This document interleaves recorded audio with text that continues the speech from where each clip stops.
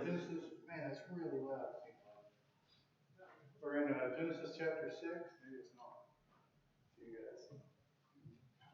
So quickly, I want to tell you, Brad is going to be the other teacher in here. Lewis may have already mentioned this, but he's going to step out and try to get his health back under control. Mike's going to step in for him. So it's going to be me and Lewis and Mike for the rest of the week.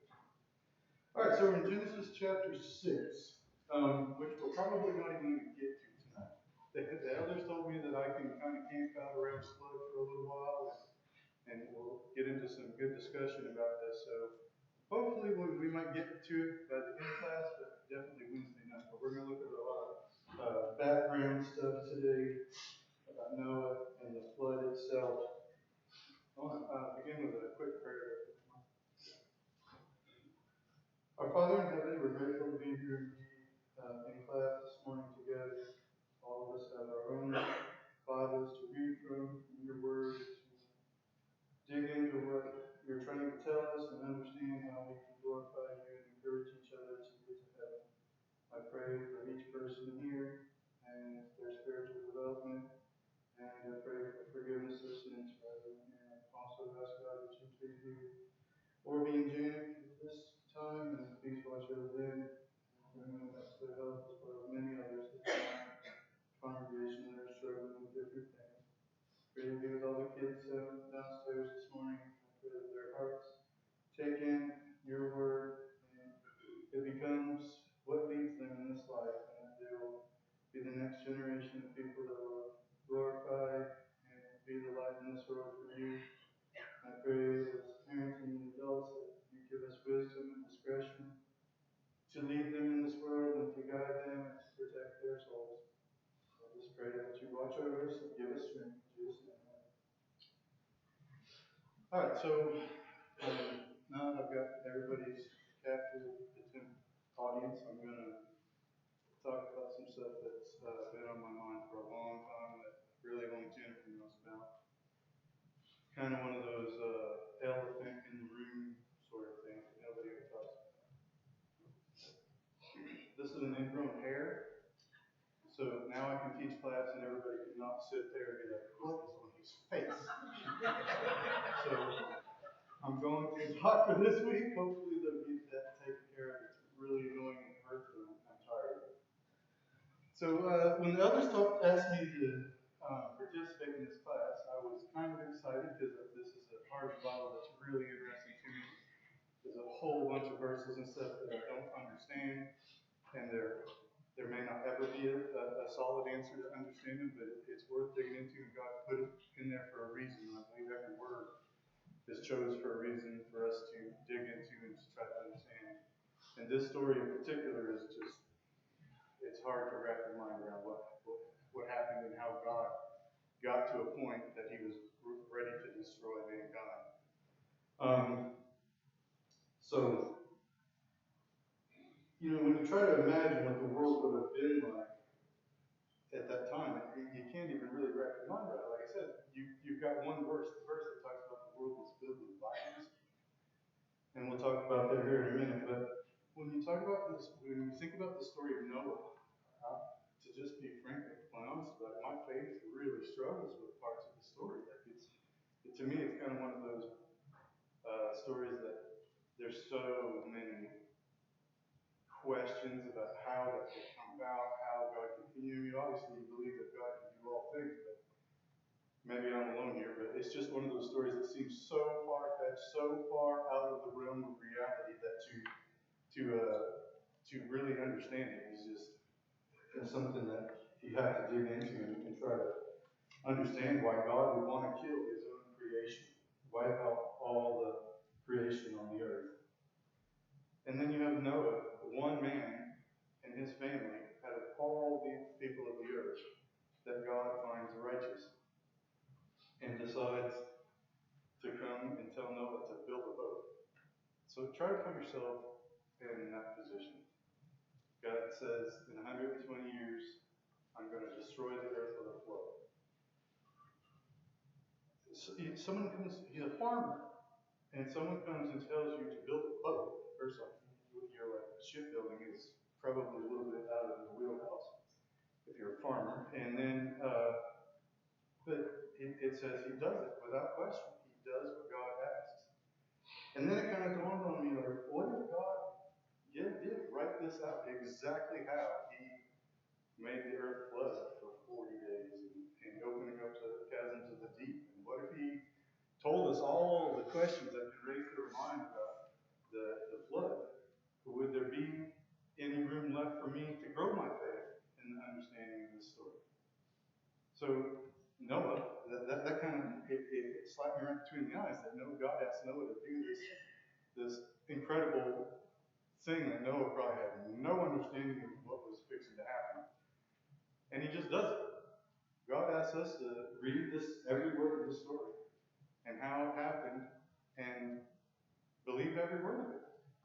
So to me, it's a real development in my faith from Noah as an individual, but also built into the story itself is kind of a huge faith developing exercise in studying this. So to begin, I don't want to stand up here and lecture for 45 minutes. I don't like doing that. So like I said, I don't have all the answers. I've studied quite a bit. If you're welcome to ask questions, I really would hope you guys would want to dig in with some comments as well. Everybody in here, I would assume for the most part, is a believer in Jesus and the story of the Bible.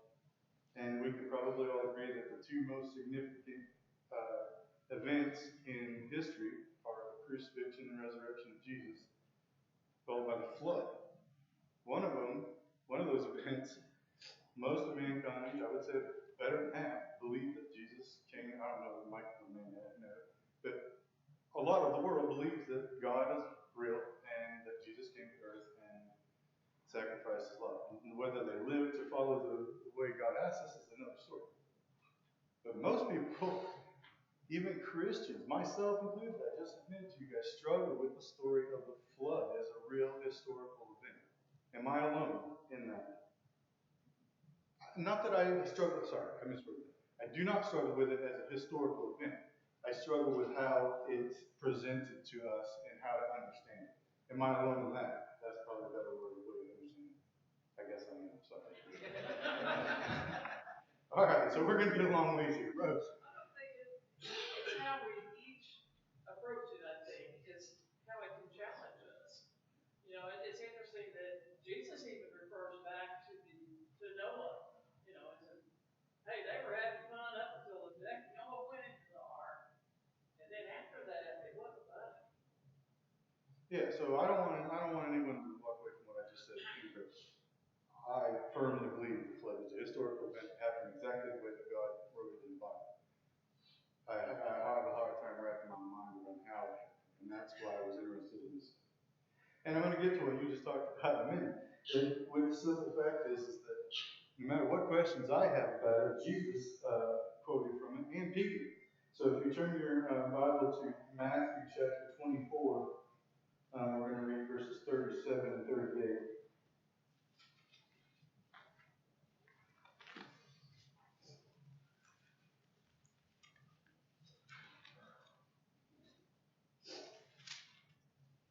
Does anyone mind to read that? Luke, do you mind to read that? What verses? 24, 37 through 38. For the coming of the Son of Man will be just like in the days of Noah. For as in those days before the flood, they were eating and drinking, marrying and giving marriage, until the day that Noah entered the ark. And we're also going to read same quote from Jesus in 2 Peter. Except I don't have to bring it down here, sorry.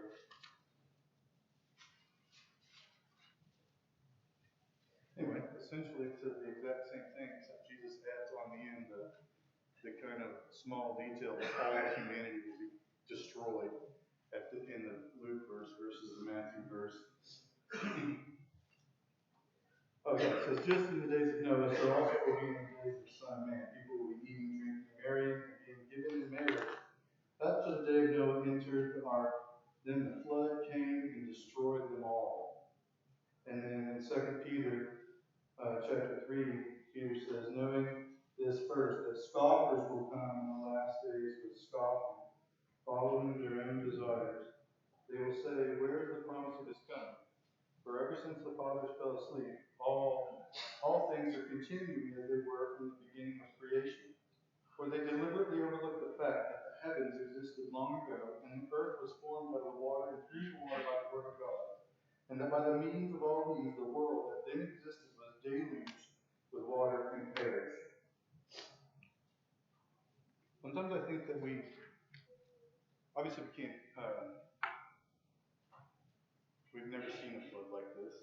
Even the localized floods that we've seen, the ones in North Carolina that President Trump went and visited the other day, it's still wiped out horribly.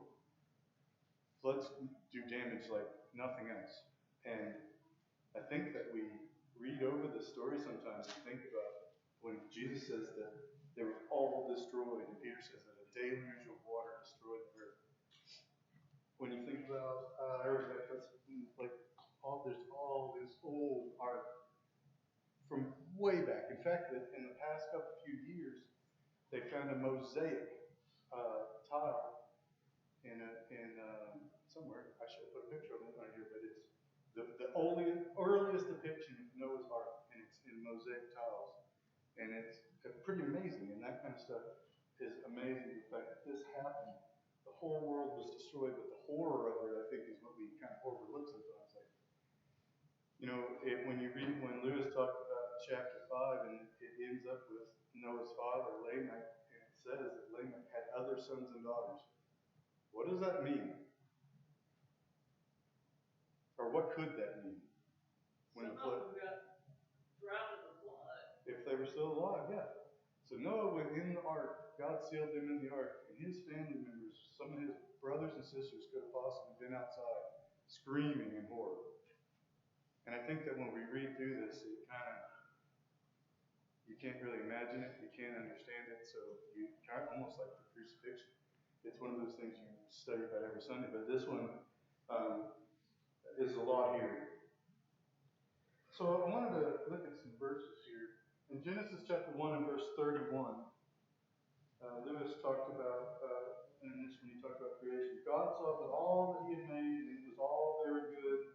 And there was evening and there was morning, the sixth day. Then you get 5 chapters later, about 1,500 years, and Genesis chapter 6 says, and the Lord regretted that he had made man on the earth, and it grieved him to his heart. And the NIV says, the Lord regretted that he had made human beings on the earth, and his heart was deeply troubled. And so the Lord was sorry that he had made mankind on earth, and he was grieved in his heart. What's another point in the Bible where where God is set to destroy mankind again, or at least a portion of mankind? Exodus 32. Exactly. I have to look, but I think about 450 years later, Moses has to plead with God again to not destroy his people. So it's this repetitive pattern that we all know is in our hearts, that you sin and then you get back up, and what happens again? You do the same thing again, or you do something else to replace it. It's just the way it is.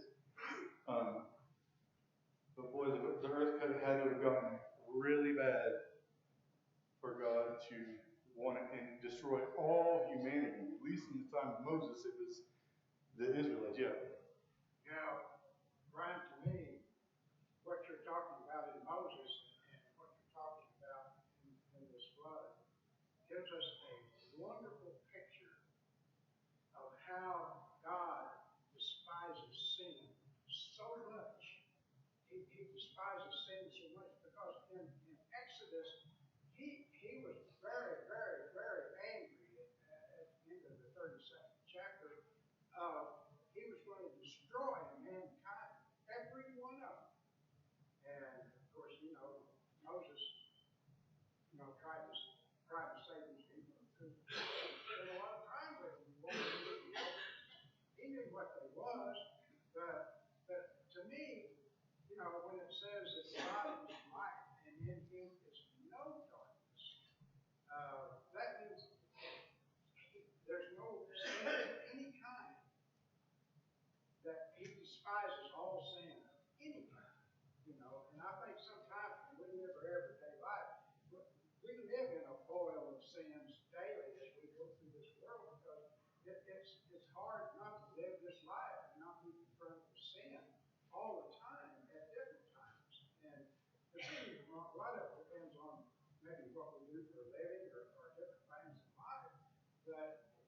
something we're faced with, and I think we kind of get seared over, living in this world that we do, and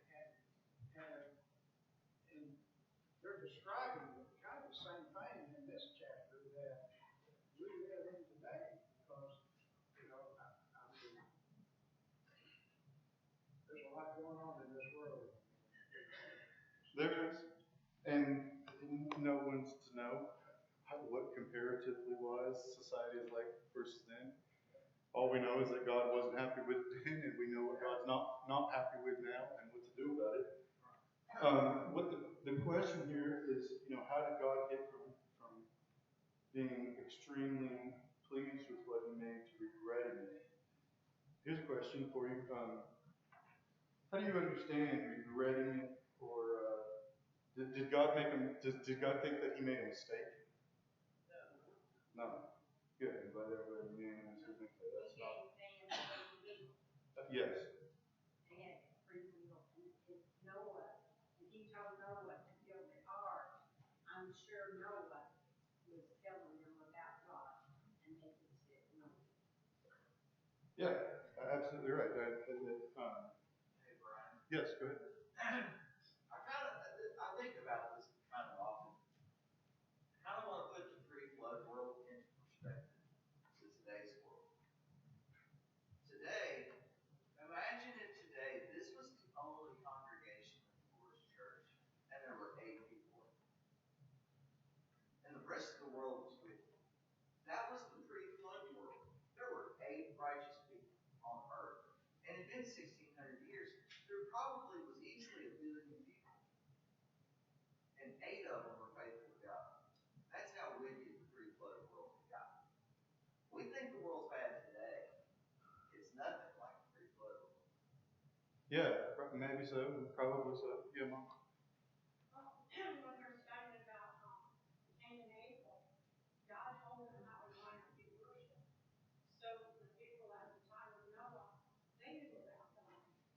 So it wasn't like they were completely out of knowledge of who God was. So they had a chance, but they chose not to. Why was Noah special? Because he was righteous. Yeah. Bill? I think there might be 8 souls today too, if it wasn't for Jesus Christ. Because that God saw that thing, and He sent His Son to this earth to die for mankind. And those that seek that, those that look for that, those that respond to our Savior Jesus Christ can have that hope. And had they had Christ back then, there might have been more than 8 saved too.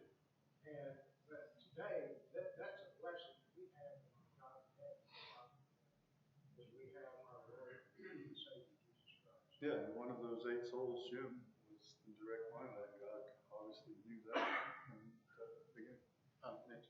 When I read verse 6, I think it's so much a regret of God that He made, that He created man. More of a disappointment in the choices that man made. He regretted that man had made such poor choices with their lives. And right out of the gate too. I mean, Cain kills Abel, and God even warns him before he does it that sin's crouching at his door, and he still proceeds to do it. And we have the Bible right in front of us telling us what to do. What do we do? The same thing. But then what Lewis got into chapter 5 last week, and I think it's, you know, again, you can kind of read over those, and this guy had this guy, and this guy begat this guy, and those are all just names. But there's a lot of depth in there. And hold on a second. And then chapter 5, you really get to these two. God makes a real distinction between the 2 lines. I mean, it talks about in the line of Cain that they were advanced in different aspects of metalworking and musical instruments, but also in polygamy and bragging about being murderers. And he points out those things, that this line is evil. They're doing evil. He says nothing of the type about the line, the other line that leads to Seth. So he's developing these 2 lines leading up to the match point of the world. was overrun by violence. And Stephanie, or Joe. There's two things I've always overlooked and looking at it. It's a topic that we, I think we try to avoid because we don't understand it. But there's something else going on here than just the men. If you look in chapter 6 and verse 2, the sons of God saw the daughters of men were beautiful, and they took wives for themselves to as they chose. Not sure I understand that. You go on to verse 4, the Nephilim, or the Nephilim, were on the earth in those days, and also after the sons of God came into the daughters of men, they bore children to them. And they were mighty men and were old men of renown. I don't know what that is either.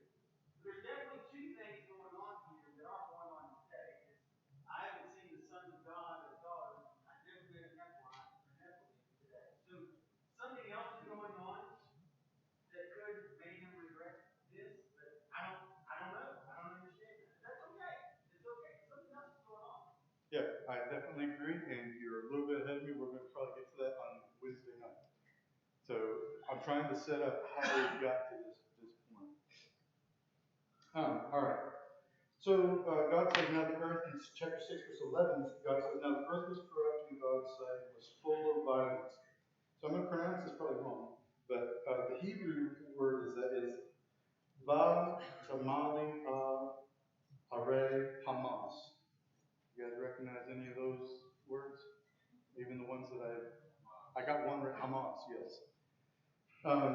So the Hebrew word Hamas in the Old Testament is translated as violence, but it also connotates theft, murder, sexual sins, and kidnapping. So Noah's world was filled with millions of murderers, thieves, sexual sins, kidnapping, people fighting, stealing, and destroying other people without restraint. That'd be a scary, not only would it be an unrighteous world, it'd be a super scary world to live in. I mean, you think about, yeah. I mean, it's a place that you're unfamiliar with, and you know there's horrible crime rate, or whatever you fear going there. That'd be like living there 24 hours a day in that kind of world. Constantly watching your back, probably, and trying to build an ark and farm and be a preacher of righteousness. So Noah had his hands full. So now I want to take a look at kind of some of the characteristics of the pre-flood world. One interesting thing, and it's all kind of obvious, but from the Torah, this is a one-language world with a common speech.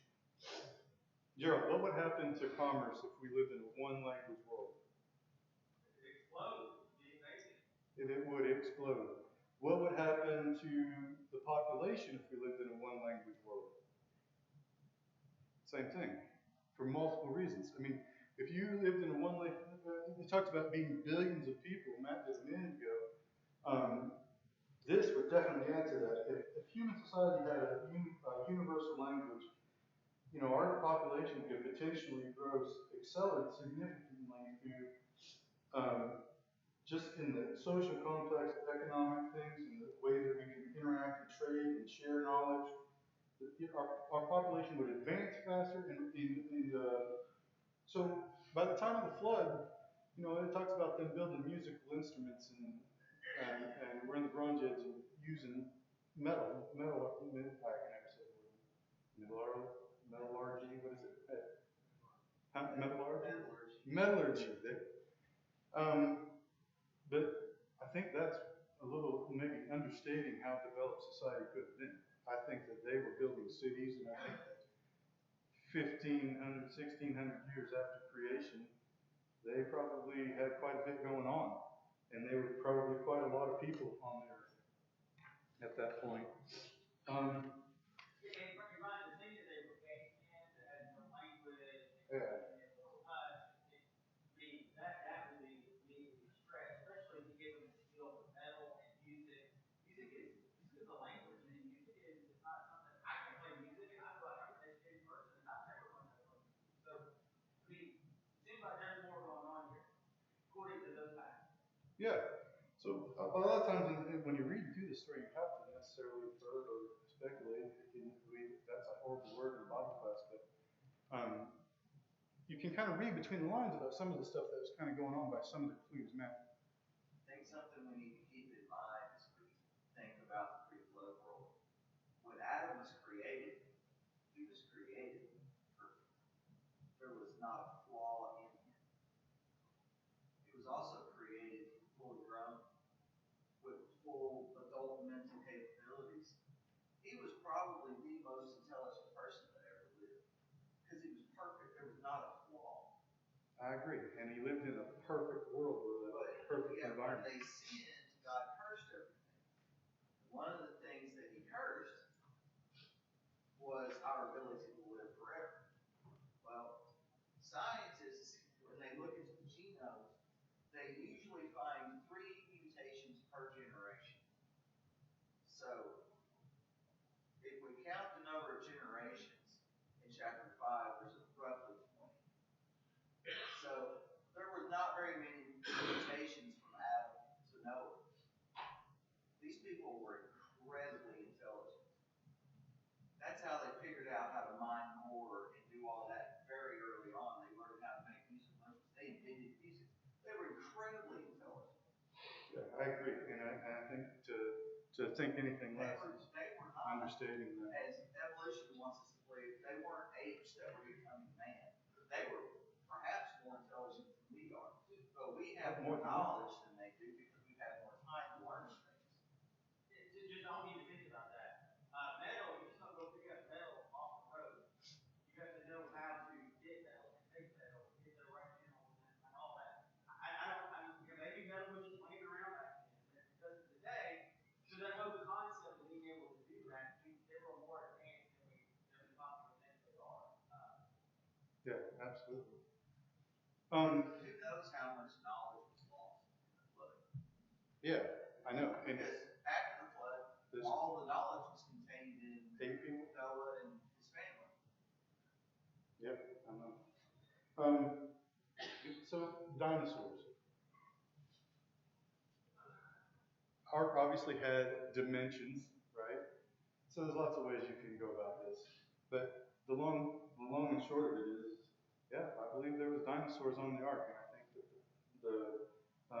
there's some pretty good evidence to verify that. First off, since the word dinosaur didn't even get created till the late 1890s, the fact that God said all living land creatures, which would include animals that weren't named until the 1900s, came to the ark. So do you think that if you take that at face value, dinosaurs came to the ark to be spared through the flood? How do you speculate that happened? Due to their size. They were juveniles. Yeah, more likely. You would want them to live a while afterwards and be able to reproduce. They were probably, all of the animals that fought on the earth were probably juveniles. Yeah, I agree. I think that's the most likely scenario to accommodate. Yeah, And just like other animals, let's take, for example, dogs. They didn't have to take every kind of dog. They only had to take the canine line, you know? And from that, all the dogs that we have come from that. When you come to dinosaurs, there are only 2 main lines, the theropods and sauropods. Each had to have a pair of each one, juveniles. It wouldn't have taken much room. I made this point before that in those days, men lived to be in the 900s. Reptiles grow throughout their life. They never stop growing, unlike mammals and other animals.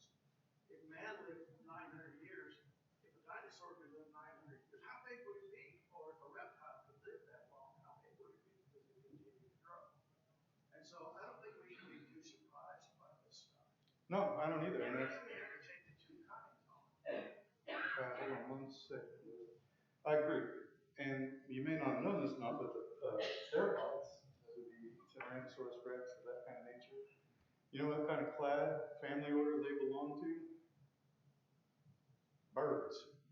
To this day. And to your fact about reptiles growing, Darwin brought back a tortoise from the Galapagos Islands in the 1800s, and it just died like 2006 at like 175 years old. So yeah, there's characteristics about species, and when you think about it, there's thought into how, God designed us to know what to do. Perfectly capable. Well, we need to be real careful not to limit God. This is not a problem for him. No, I agree. It is for us because we had trouble grasping it, but it wasn't a problem. No, and that's how I tried to frame what I said at the beginning of this class, that everything that we're talking about right now, especially, yeah, we're drawing from clues, trying to build a case, but it doesn't specifically say, yeah, God brought Tyrannosaurus Rex in the ark. But you can infer that that's what happened. Here's another reason why. What is probably the earliest book written in the Bible?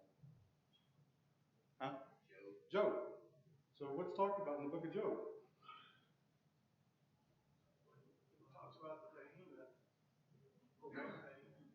the Leviathan. and the Leviathan, which, we don't know what they are, but we know they were big. Yeah. So did Job live after the flood? Yes. Yeah, there you go. So, I don't know, take it for what it's worth. Right. Yeah. We also have to remember that there's a lot of flaws with paleontology. Yeah. A lot of flaws. And one of the biggest ones is that when they first started depicting these dinosaurs from these bones that they found, their artistic versions used what they refer to as a shrink wrap drawing. Basically, they just skin and bones. And if you do that with any of our modern creatures, like say a hippo or even a dog, they look very ferocious and very unfamiliar. You wouldn't know what they are. So with this paleontologist using this shrink wrap artistry of these dinosaur bones, they look very alien to us, very foreign, Truth is, that's not necessarily how they looked.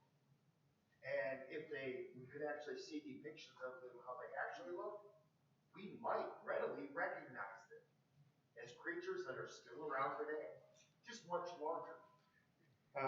There's probably some good evidence to back that up. Yeah, and to your point of the categorization that man has put them into, in other words, that of bird, men have done that. Birds already existed at the time of Noah, because he sent out ravens and he sent out doves, and there were probably numerous birds just like there are now.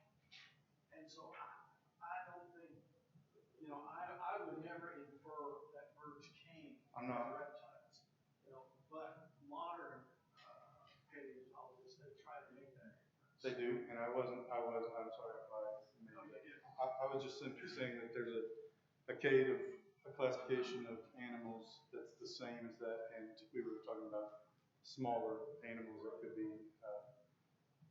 Anybody else have any comment? Mom? Oh, I always wondered, like, it says that Adam named all the animals, and then Noah got them all on the ark. Were they tame? Did they, and did their carnivores and the herbivores, did they keep from trying to eat each other on the ark? Well, that was going to be my next question to you guys. Were there carnivores? Not before the flood. No. Everything ate plants before the flood. That's what the Bible says. That God says, now I give you flesh to eat, basically, meat to eat after the flood, which is bizarre when you've got animals with ginormous teeth that all we've ever been depicted to is that they're meat-eating and carnivores. So, I don't know. I mean, again, it's all in a world we don't understand. If they were wild, God could still control them. Absolutely. And just like people would say that Earth is billions of years old, God would be able to create a universe that appeared that old to mankind when he tried to date it. So it didn't have to be billions of years old to appear to be that old to the scientists. So, I mean, yeah, Noah lived in a world that had different animals than us, but not just different animals, a different ecosystem entirely, and that was completely destroyed by the flood. Last year sometime, Jennifer and Mitch and Pam and I and some other friends of ours went to see a movie It's like in one of those ones that it's like in a theater for 2 or 3 days only. Called The Ark in the Darkness. And it has some wonky stuff at the end of it, but the most of it is unreal, amazing how the depth of the study they put into this. So, you can watch it for yourself, but I never really had put much thought into what the actual world, we wander around, we look at Mount Everest and all the wonders of our natural world, and we think it's so beautiful.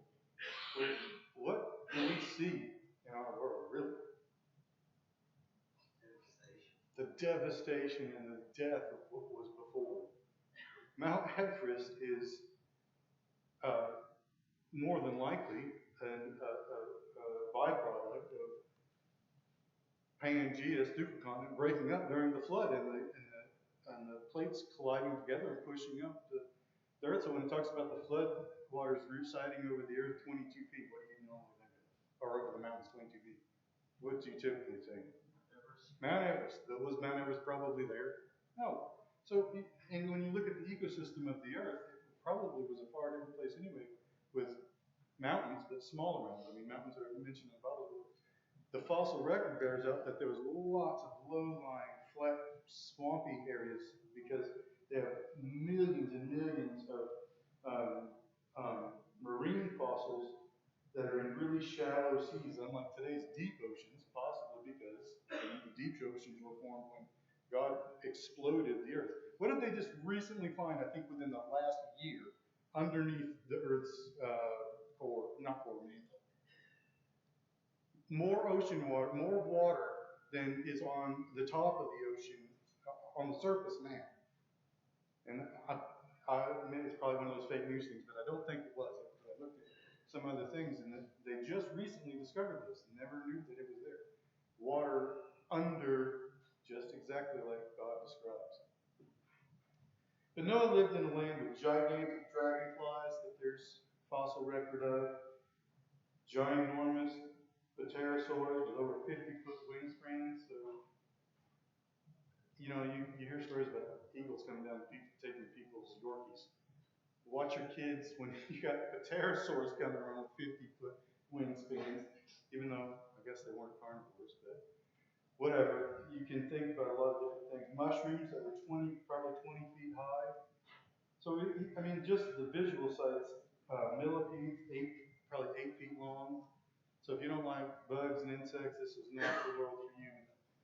Because it was much different than what we see now. The ecosystem was probably a lot lusher in a more diverse environment, and that would explain, again, where this is all study and speculation, that would explain a warm, humid climate due to possibly a water vapor or some kind of barrier of the Earth. That was the initial creationist theory in the 60s that's kind of been pulled away from now, and they still don't understand it, and only God does understand it. But there was something that resulted in the oxygen levels being more stable to maintain life longer for the years that they lived, and to the size that they lived, which obviously changed after the flood. Yeah, not only that, in the beginning when God created it, he says, let the firmament appear and divide the waters from beneath from the waters from above. Well, the firmament is the air, what we call air, and the waters beneath, and he says the waters above. So there must have been some canopy of water around the earth that would help shield people, stabilize the climate, do all of that sort of thing. And when the windows of heaven were open, that collapsed. And the fountains of the deep broke on the land and stuff. So I think there's some validity to that, about that we were protected by that. There's something that God had designed in a world that is different than we live in now to sustain what was there. Boy, we got not nearly as far as I thought, but I guess that's okay. I think one thing we need to keep in mind about the pre-flood world is God had designed it for man to live on forever. Exactly. So things will be much different. Yep. We got about 5 more minutes left. So prior to me getting into this more in depth, I would have said dude versus in the Bible that it had never rained on the earth prior to this. Does everybody probably still think that, or think that, or did think that? It's a possibility for sure. But I think that there's pretty good evidence for both. And again, this is not going to bring anybody to call to be baptized to be Jesus, but we're just Most people, when you think about the flood, we think about the rain coming in, flooding the earth. Well, I believe that more water came from up in the earth than from the sky. I can't prove that, but it said the fountains came forth. And I just have a feeling that more water came from below than above. I don't know. If you turn to Genesis chapter 2, Mike, do you mind to read verses 5 through 6?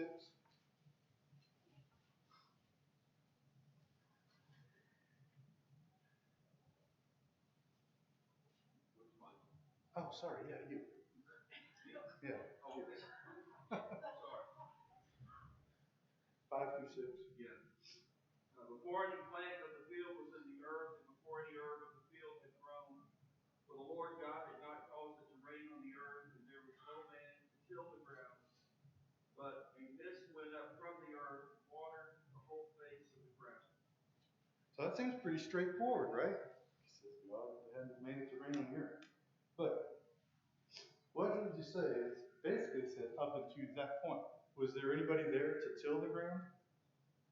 Man had not been created yet, so it then says that God created a mist to water the earth. You said something a little while ago, Matt, that I think is very important. Did God create a juvenile earth that had to grow up, or did he create a fully created environment in mankind? He created an environment that was ready for mankind to survive. Right.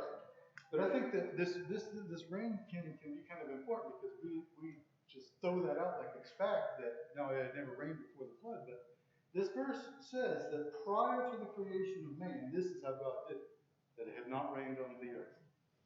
That describes the environment before Adam was created. The mist may have been one of the primary methods God used to hydrate land that he created on day 3. But while the text does not require it to be the only source, just that's what God was doing up until that time. And then it also reveals on the 6th day of creation that God watered the plants he made with a mist, but he had not yet caused it to rain or created man. You know, one of the often overlooked aspects, I think, of that is the integral part of the water cycle. What runs the water cycle in our world? Evaporation. The sun. Right. That's a process of it, but the sun operates it. So God created the sun, right? And he created an environment that was fully operating for mankind to thrive in, which would mean the water cycle. So then it's powered by the sun. We can be certain from chapter 1 and verse 10 that the seas and the sun were present and the normal environmental processes were in operation before the flood happened. Then you have the verse in Hebrews, which says, by faith Noah, being warned of God in things not yet seen, moved with fear, prepared an ark. So that not yet seen, what do people infer that is? Rain. But what could it also be? The flood, the destruction of mankind. So, I'm just saying one way or the other. You could say one thing, but you can think about it other ways as well. That's all I'm trying to present here. All right, it looks like that's about all we've got time for today. And I really thought we were going to get to chapter 6, but again, the elder said we can hang out here, and I really appreciate you guys' discussion, and thanks a lot.